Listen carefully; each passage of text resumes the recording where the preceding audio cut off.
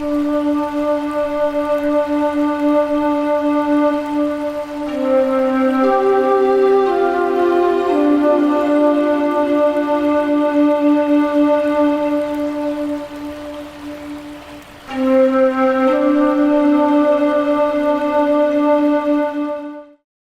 everyone. This is another Freedom to Feel conversation, and my guest today is Tony Santini. He is a certified life coach with a bachelor's in psychology and 25 years of experience in the beauty industry. He combines his deep understanding of human behavior with a rich background as an educator, consultant, and salon owner. So this is my brief introduction to you, and the full bio will be at the end. But I'm not so great, reading these things from a paper. I love being in the moment and spontaneous. So my first question to you, as you already have an idea, is how would you introduce yourself in this very moment? Who are you, Tony? Well, first of all, aloha, and thank you for having me on this podcast. And I love that you start this with this question because it is something that I work with my clients all the time. And as I think about this for myself, I have to move away all of the, experiences that may have informed me, the things that I have done, the stuff that I have, and the work that I do to really kind of look at, who am I, right? And this human being that strives for authentic connection and is creative and loves to explore the world with curiosity and have the freedom to do that with myself. Discovery, with the discovery in the world, and then use the experiences that I have to help inform me with what I do. So if that question again, if we look at just who I am as a person, it's this creative human who really loves connection. How do we know in a way that we are being authentic? How do you define this concept of authenticity, and what are the measurements?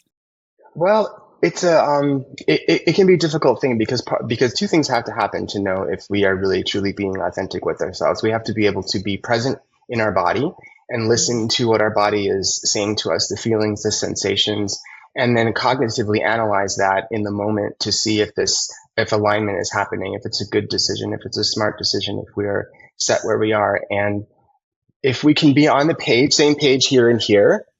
We can have this sense that we are in an authentic space. Wow. So it is the integration of body, mind, and soul with spirit, as some people say, right? And you actually, one of the titles that I was reading about you is integrationist. Integrationist. Thank you. Yes. So is that what do you mean by that term? Is that so? I refer to integrationist as someone who works with another person who had a significant experience in their life where they've discovered something about themselves, a new meaning, a different understanding, and then they need some sort of guidance to implement that into their life. And so oftentimes I find this comes with a significant relationship change, a non-ordinary state of consciousness experience, a spiritual awakening, anything like that has this significant impact on you. And you say, now I look at the world a little bit differently, but I don't really understand what to do with this information. So that's my job, is to help guide them to do that, to figure that out. Yes, yeah. That really resonates with me too. For my case is spiritual realizations. I'm a student of Vedanta, so it's very dear to my heart to keep that practice going. As a practice, so that practice, I call it integration, right? I try to bring that perfume of what I have seen, the glimpse I have had to this reality. And it's very simple. In my case, it's basically seeing everything as divine, everything, everyone as sacred. So that changes everything. It's incredible if we can just be present to it. So it is a practice because I like that word is very interesting because it is an integration of the parts of us. Because it's funny, like some parts are not ready to embrace, right? They're in line with that truth. Correct. And when someone experiences this for the first time, or they have this spiritual awakening, it can be very jarring.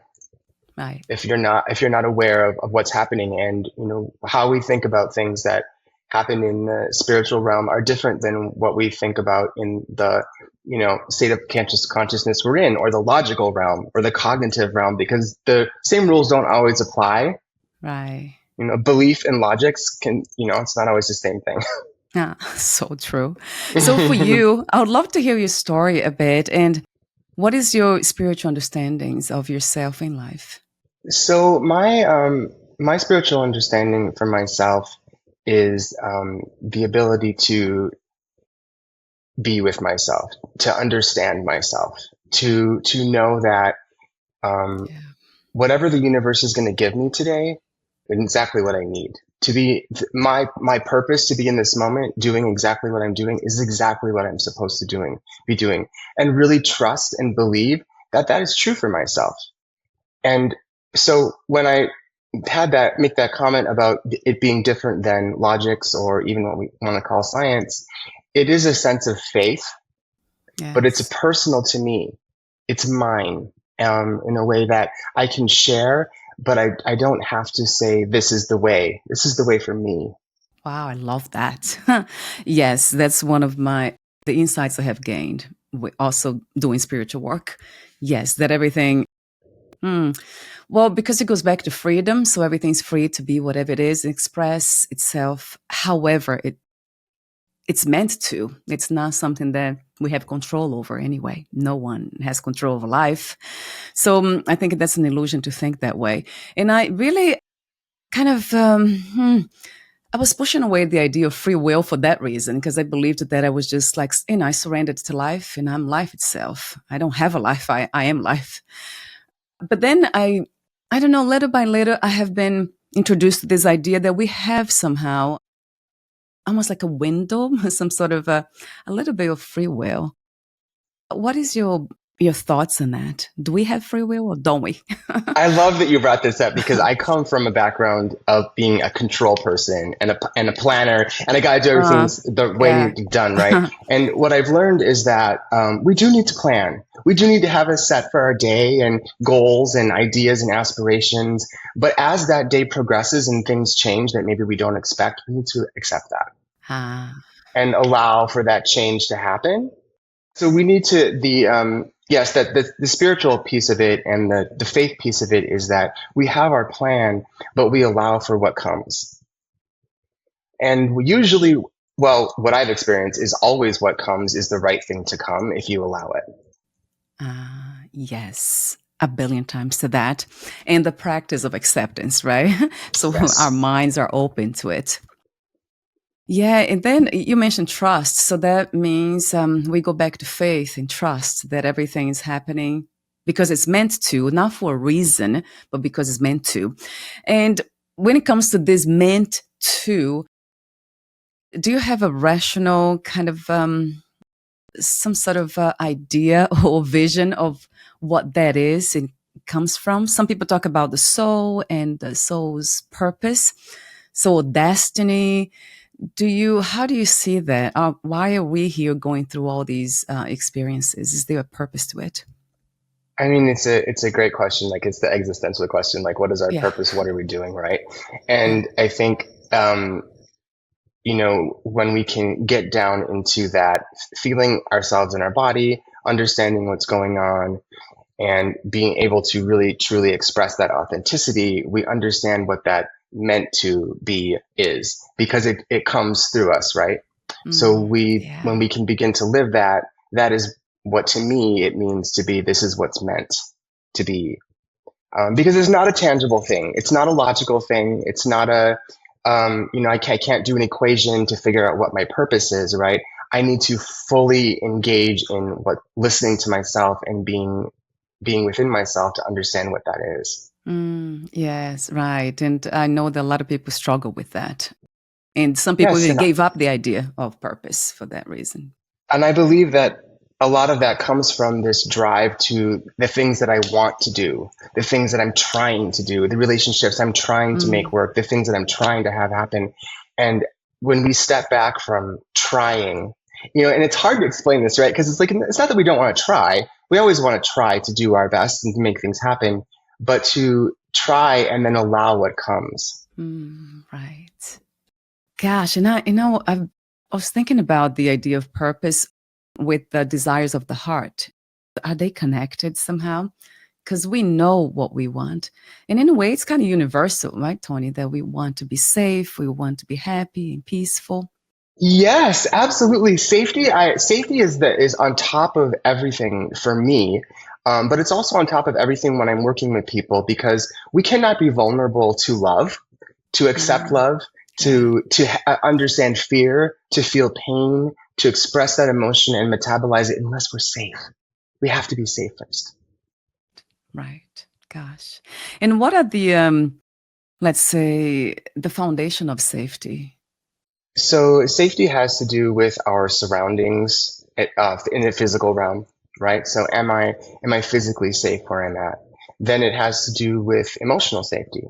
Mm, Can I be safe expressing what I feel, right? And this is where a lot of us get tangled up because to feel safe, other people have to be, you need to be in a non-judgmental environment, an environment that people are accepting and encouraging whatever you have to give and not trying to stifle an emotional reaction for their own well-being. mm, And yes. it's hard to find groups like that. So physically, emotionally, and then of course spiritually, right? Can I believe what I believe for myself and not feel like I need to be or should be something else?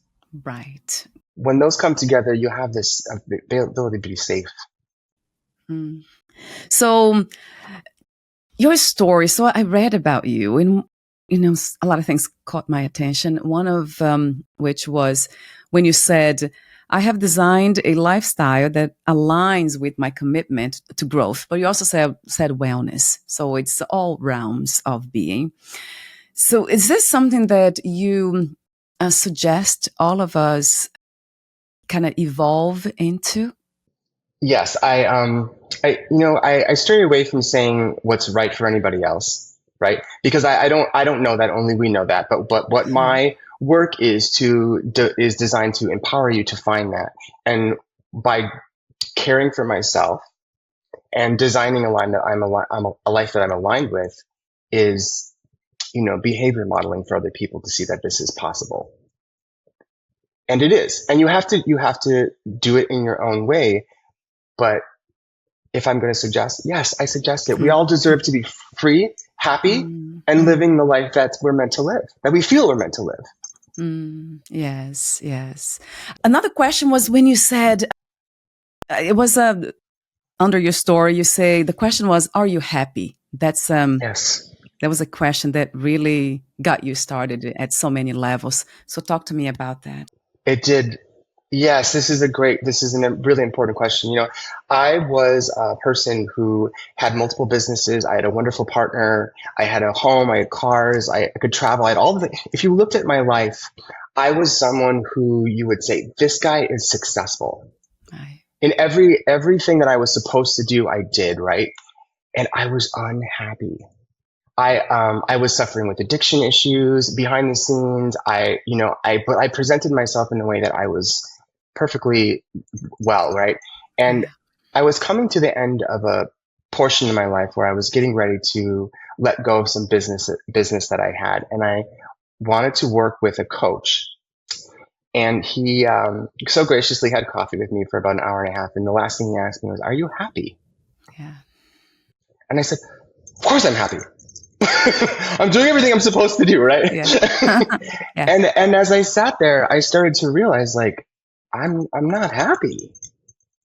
Why am I not happy? How can I not be happy with all of this that I've done? Mm, And every day that went by after that, I realized, like, this has to change. Something has to change. And over the course of a number of years, my whole life did. wow. Yes. You said you use a word that I really love. It's curiosity. Just being Yeah. curious about, what else is possible and what can we do for now. It's almost like talking to our own deeper desires, our own hearts, and kind of in listening. So that's intuition to me. I'm always listening to that whisper. And would you say that takes courage to do what you did, or it takes a lot more than that? No, I think it does take courage. And I try to remind myself that where I am now is not where I was, and what I was experiencing then is different than what I think about it now. Yeah. And, you know, when we say courage, it does take courage, because if we're honest, truly honest with what's happening inside us, we see things that maybe we don't like the relationship we're in, but we've decided that this is our life. Maybe we don't like the work that we're doing, but we've decided that this is our life. And to think about having to change that, thinks about, we have to think about our whole life changing. And how can I possibly do this? It's easier for me just to be comfortable in the lane that I've chosen and accept this, whatever it is, and just keep going, because this is what I know. And for most people to think about, I don't know what's going to happen, is very scary. But what I've learned is, you mentioned curiosity, and I just want to touch on that for a minute, because curiosity is a safe way of exploring something without commitment. You can look, you don't have to engage. You can imagine, you can think, what if maybe I did this, right? What would that might be like for myself in my mind? And then bit by bit, I was fortunate to, have people to help me along the way, which we all need. Guidance, support, guidance, right? But it does take courage, yes. Gosh, yeah, that is so insightful. What you said about curiosity is a safe way to build courage, in a way, isn't it? Confidence, courage to take the path that we are supposed to be on. I love that. I never heard it that way. Maybe you should write a book about it. I love that. It takes our mind a long time to understand our life being different than it is. Right. Right. So using curiosity as a way of just sitting with something for however long you need to think, I could do that, is a great way to start. I know. I love that. I love that. And the next step for me has been always visualization. I meditate, so I engage in visualizing everything.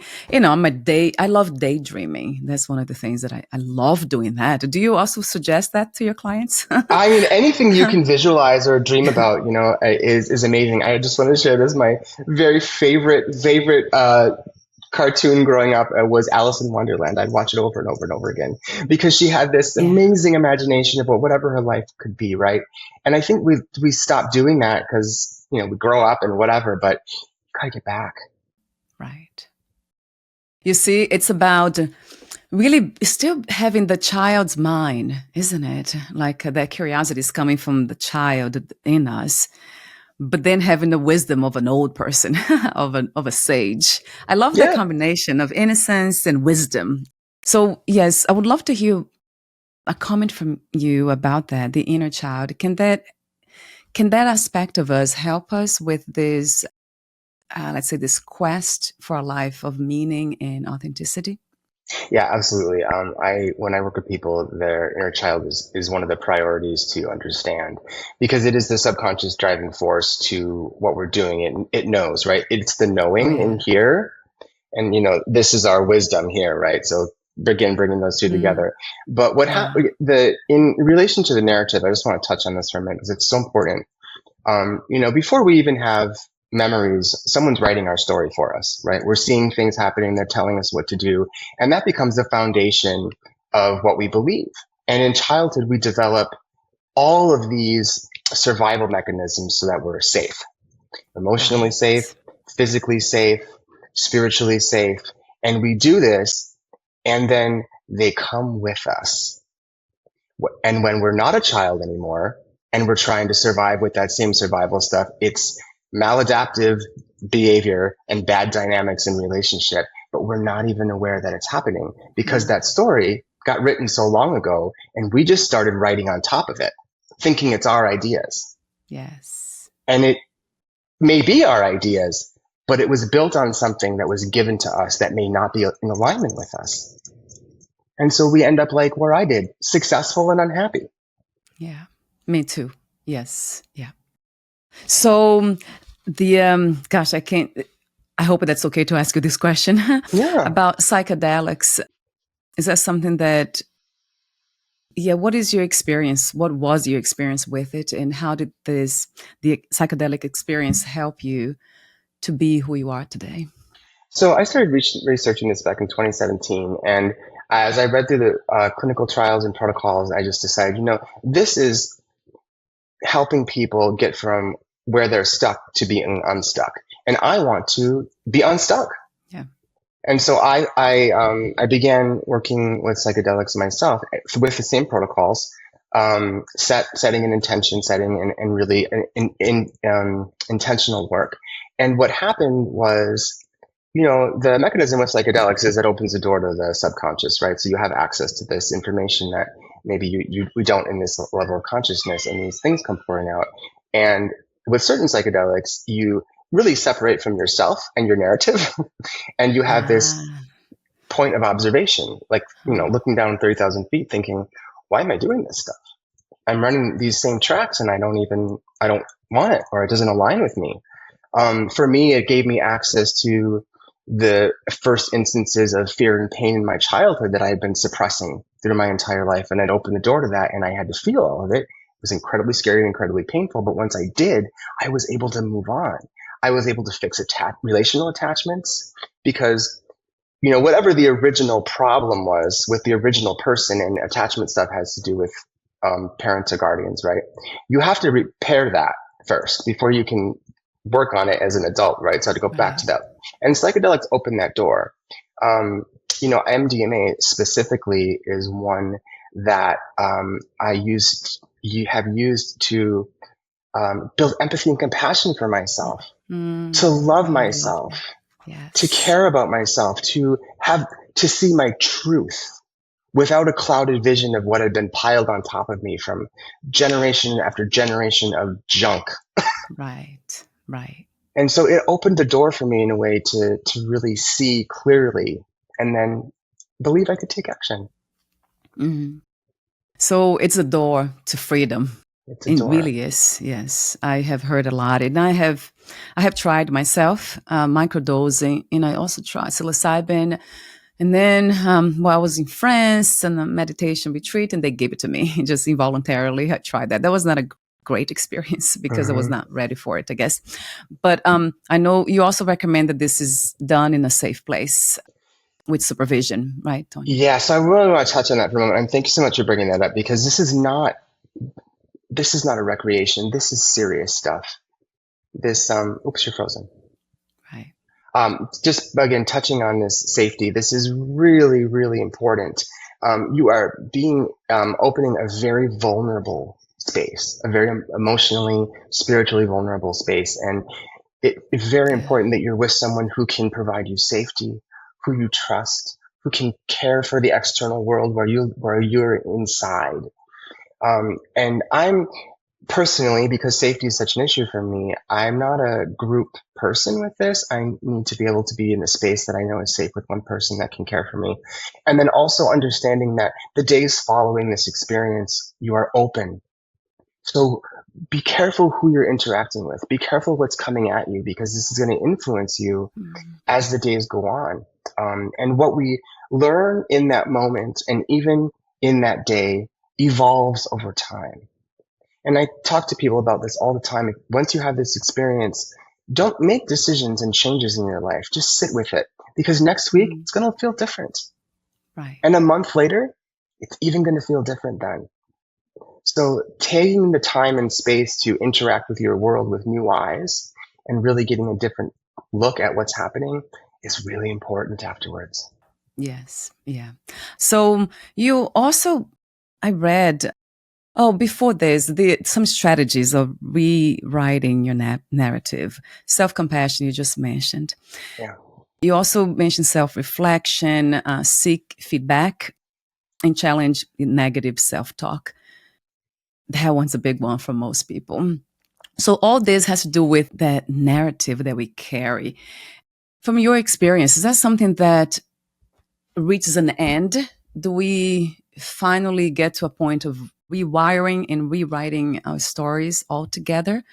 Or somehow they keep coming back in a way, trying to pull us back to this old way of thinking and being? How do you see that, Tony? Well, I don't think that there's ever an end. And I think that if anybody tells you that there's a fix for something, you should just stop right there. This is a journey. Yes. We're alive. This is an ongoing process, right? And Yes. so whatever we find out that it is causing us issues, that is causing us problems with ourselves, that stuff still lives with us. So, and really, I don't want to get rid of it because it is an incredible informant to me. When I run into situations that are not right for me or not safe for me, I can look back at these things that have caused me trauma and say, yes, you're telling me, halt here, pause, right? So we continue to rewrite this and continue to take that information with us. I also want to address this pieces of things that we learn about our narratives, such as these survival skills in childhood. As we're rewriting, myself, I have acute observation skills because I needed them to be safe when I was a kid. And as an adult, it helps me with everything that I do to interact with people, to build relationships, wonderful strength that I have from this trauma. And so as I write and rewrite, I don't do as much rewriting anymore because I understand what was written, what I wrote and what someone else wrote. And that's the big thing. When we ask ourselves, who are you? Who am I? Is where we need to start. Yeah. We cannot reflect on changes or even see changes unless we have a baseline of what was there. And so it's a big part of it, but it's an ongoing process.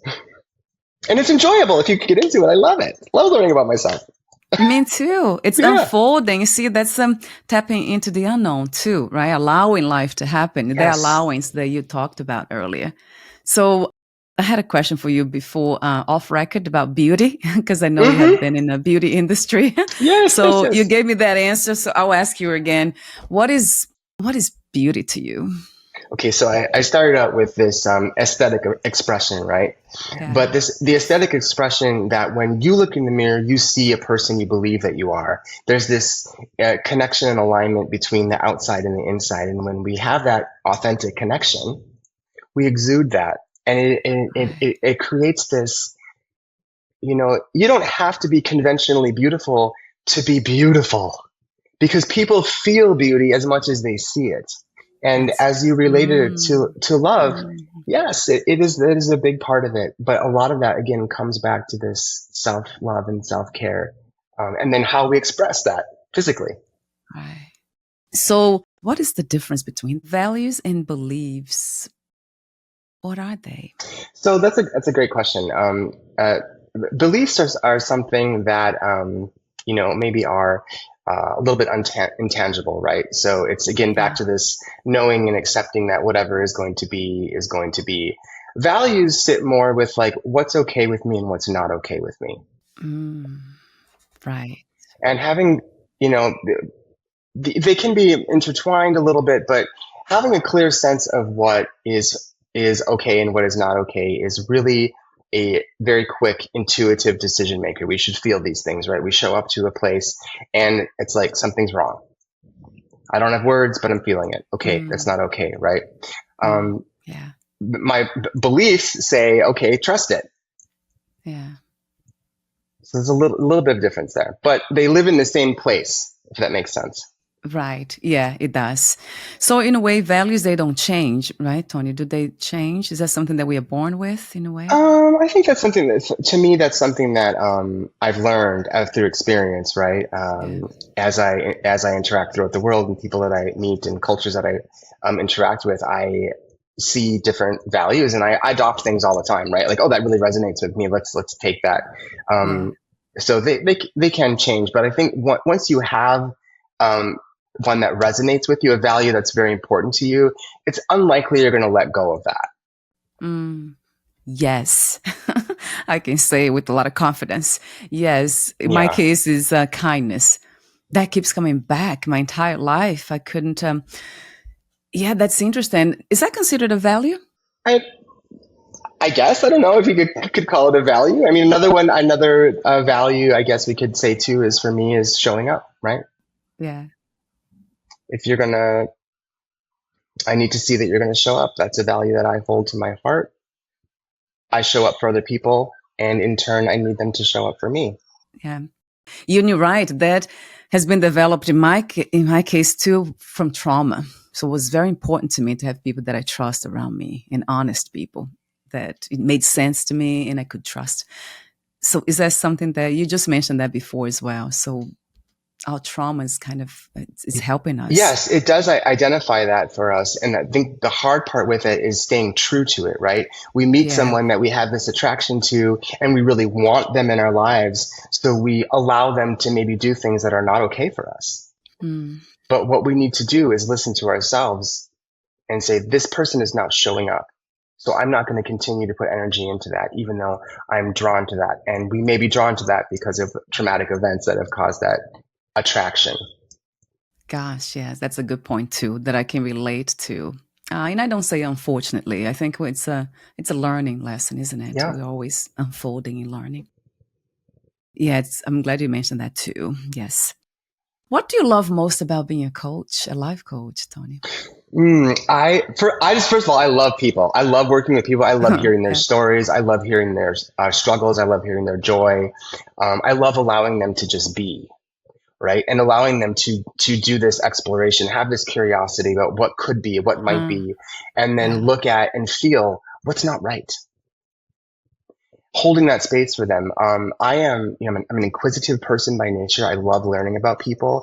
And so when I coach by questions. I never tell people what to do. My job is to empower you and to inquire deeper into issues or conflicts that you have explained to me, or even things that you like. Why do you like that? What does it do for you? How come it brings you such joy, right? And when people gain this clarity around like, oh, now I understand why spending time with my partner brings me so much joy, you have intention around what you're doing.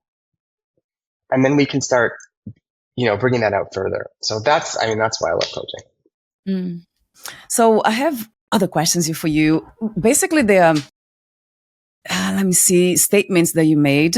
You wrote that change is gradual and requires patience. Yeah. So this is a very good suggestion, advice in a way, right? For all of us to be patient and not trying to rush the process. For me, has been a tough one because I'm very intuitive. When I have an intuitive, let's say, thought, I just want to act upon that immediately. And it's not always the right moment. So I have a hard time being patient. So what is your suggestion? Like for me, somebody like me that's very intuitive and is always trying to, be true to the heart all the time. Yeah. I too am a doer. So when I know I need to do something, I just want to jump into it, right? But what I've learned is, first of all, just meditation is an incredible piece of this, right? To just sit down and really try to get clear about what exactly is happening, right? What exactly is happening? What exactly do I want to happen? And then we have to look at all of the players. Who's involved in this thing that we want to change, and what role do each one of them have? Because people don't respond well to instantaneous jarring of things, right? They need to kind of accept things that happen, right? So the change has to start with us. We start doing things a little bit differently, just one by one, slow. Blowing up our whole life does not do us any good, and it doesn't do any good to anybody around us. So slowing down, give yourself grace, make a mistake. Don't have to do it the right way. It's the first time we're doing this. So just take it slow. And that's absolutely what I try to do all the time. And I say try because we're not perfect. Yes, that's something that I love that you said meditation because that slows me down. Yes. That's why I meditate a lot. And you also said your narrative is uniquely yours. Celebrate its distinctive aspects. Yeah, it's exciting to have this sense of individuality, right? Like I am this one person the way that I am, right? And I have this ability to be present with other people and share this life experience, but it's mine. And there's something so beautiful about knowing that you're there with yourself all the time in your own way, right? It's just a really comforting, it removes loneliness. So yeah, I love that, the uniqueness. And you actually mentioned that about having time for yourself. Yeah, that's very important. Not to always, to balance, right? Social interactions and solitude. I love that suggestion too, because I love being with myself too for some reason. Maybe Yes. because, yeah, it's important to me to be alone. And then another statement you made was the goal is to find a balance between, social integration and personal authenticity. Gosh, is this where boundaries get to be applied? Yes. And but again, just to be clear, boundaries are not about what you want other people to do or what you need other people to do. Boundaries are about what you do. Right. So, and the reason why I'm stating that is because this is a misconception for a lot of people. I need you to do that, or I need you to do this. It's like, no, people are going to do whatever they're going to do. Let them do whatever they're going to do. And you Mm, understand what's right or not for me. And so when it comes to social interaction, gosh, there's a lot of expectations on us, to do things, to be a certain way, to go to the party or hang out with the person or whatever. And right. for those of us that are dealing with, fear of abandonment or losing people, we tend to try to do all the stuff. And when we can understand that the people that are supposed to be with us are going to stay with us when we're honest about the time that we need, and we need to let the rest of them go. And it's hard. Yeah. It's hard to do that, Mm. especially when it's people that we care about. Yes, I missed that a little bit about the people who are meant to be with us will be with us. Yes, people that are meant to be with us will be with us. So that fear of losing people or fear of being abandoned, we have to Yeah. back to trust ourselves that if we are true to ourselves and are authentic with other people, that those that are meant to be with us will stay with us, and those that are not meant to be with us will fall away. But Yeah. it's scary because sometimes those people that are not meant to be with us are people that we have drawn in Yeah. and want to be with us. And accepting that Gosh. letting go it can be tough. It's worth it though, from my perspective. Yeah. That's a big one. Right.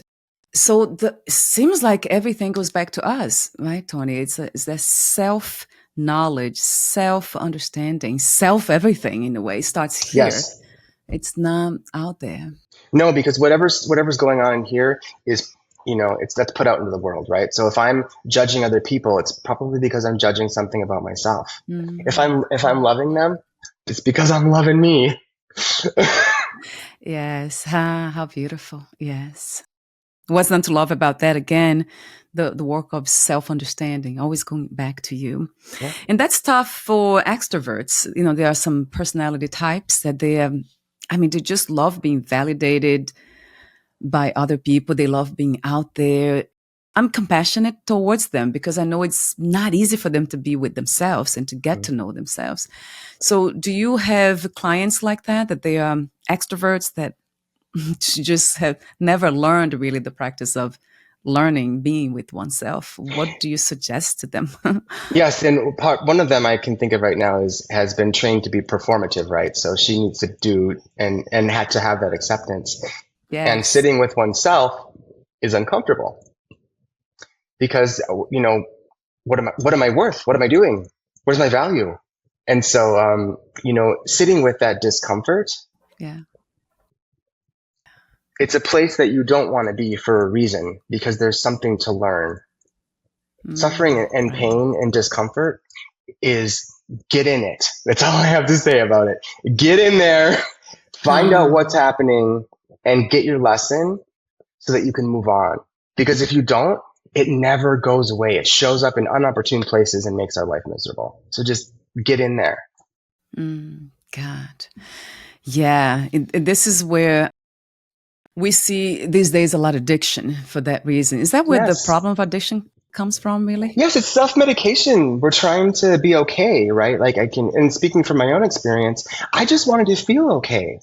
Right. I didn't know it was wrong. I just need, and we all find ways to do that. And it doesn't have to show up with substances or alcohol. It can be food, sex, exercise, work, anything you can do to distract yourself Yeah. from the present moment. And so when we go back to talking about extroverts and going out and doing things all the time, it's because you don't want to be with what's happening.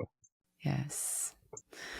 Gosh, it's sad because it kind of prolongs the unnecessary suffering, right, Tony? Yes. We just kind of passing that on and suffering when we could do something about it. And do you feel that healing has, let's say, a timing? Is there a time that we that we need to wait to be patient to for healing, or this is something that everyone somehow can engage with at any moment?